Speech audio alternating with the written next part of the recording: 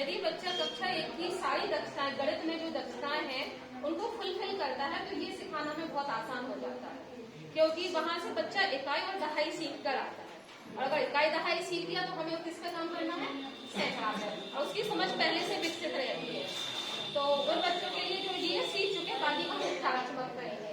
तो 999 तक की संख्याओं को सीखने के लिए सबसे पहले हमें उनकी इकाई दहाई की समझ को विकसित करना है। जैसे हमारा ये वाला बॉक्स देख रहे होगे आप, इकाई दहाई व सैकड़ा की समझ। तो हमने एक संख्या लिखी 478। तो बच्चे अगर वो 78 पढ़ लेता होगा तो वो 78 तो बता देगा, लेकिन उसे आगे समझ में नहीं आएगा ये 478 है। तो पहले हम शब्दों में अलग अलग लिख देंगे, सैकड़ा, दहाई और इकाई, और उसे समझाएंगे कि इसको अलग अलग ऐसे लिखना है। एक हम करके दिखाएंगे, बच्चा इजीली कर देगा।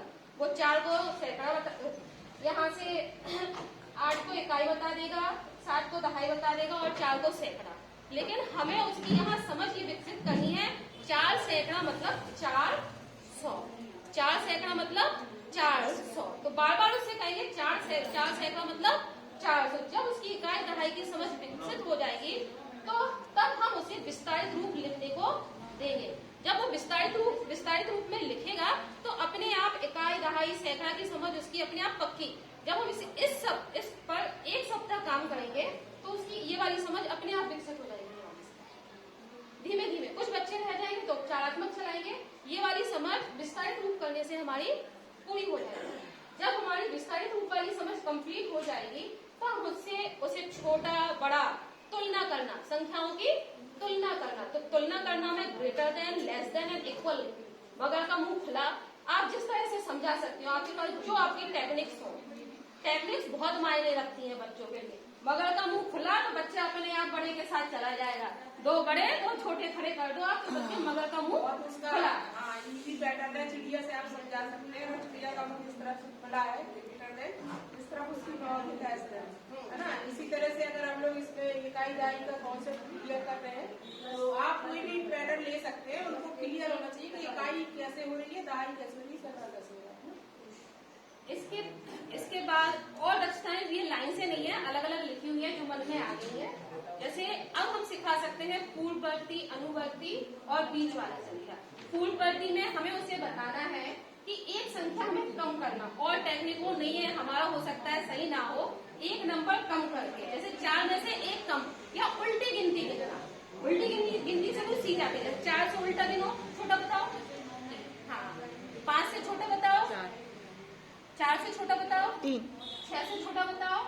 तो ये तो कक्षा 1 का है। अब हम उससे पूछे 437 से छोटा, तो उल्टी गिनती लाना, 436। 445 से छोटा 444, या 1 कम करना। जो टेक्निक आप यूज कर सकते हैं, पूर्ववर्ती, अनुवर्ती।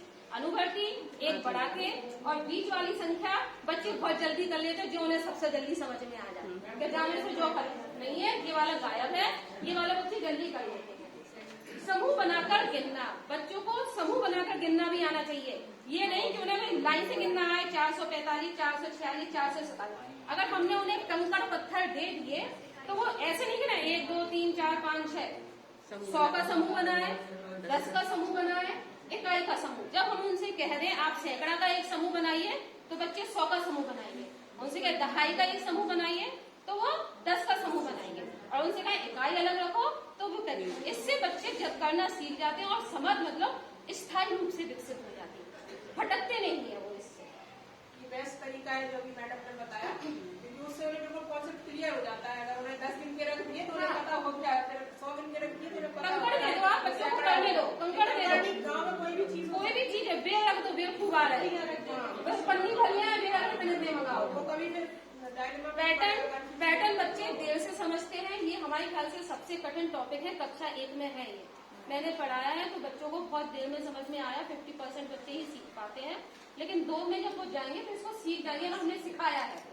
पैटर्न में उन्हें ये बताना है कि इसमें कितने नंबर का अंतर है। अगर हमने कहा ये बच्चे सीखेंगे, मैडम को मिला, हमें नहीं मिला, इन्हें मिला, इन्हें नहीं मिला, इन्हें मिला, तो बच्चा समझ जाएगा सर को नहीं मिलेगा, वो वाले सर को मिलेगा। तो ये यहाँ हमें उन्हें मानक रूप से बताना है, यहाँ 1 का अंतर है। ऐसे तो वो समझ गए, लेकिन हम कॉपी में कैसे करेंगे? यहाँ हमारा +1 का अंतर है। अब इन्हें मिला, इन 2 को नहीं मिला, इन्हें मिला, 2 को नहीं मिला, वहां मिला, तो ये समझ आई +2 का अंतर है। और 10 20 तो वो बराबर बताते हैं, 10 20 30 40 50 100 200 300 400 500। समझ विकसित करनी है हमें 30 33 45 ऐसी चीजों। समस्या समाधान और दैनिक जीवन में रणनीतियों का, जैसे हम नोट वाला एक प्रयोग करते हैं क्लास में, बच्चों को नोट बांट देते, प्लास्टिक के नोट अपने पास खो गए, अब हमने तो 100 रुपया गए, जाओ तुमने 4 की कॉपी खरीदी है और 2 को पेन दो, तुम्हारे पास कितने बचे बताओ? अब वो और क्या दूसरा से लेके भी आओ, जैसे वो और लेके भी आएगा वो। व्यापार चलता तो ये हमारी क्लास में दुकान चल रही, हम ही दुकान खोल लेते, हम दुकानदार है, बच्चे उसके कस्टमर है।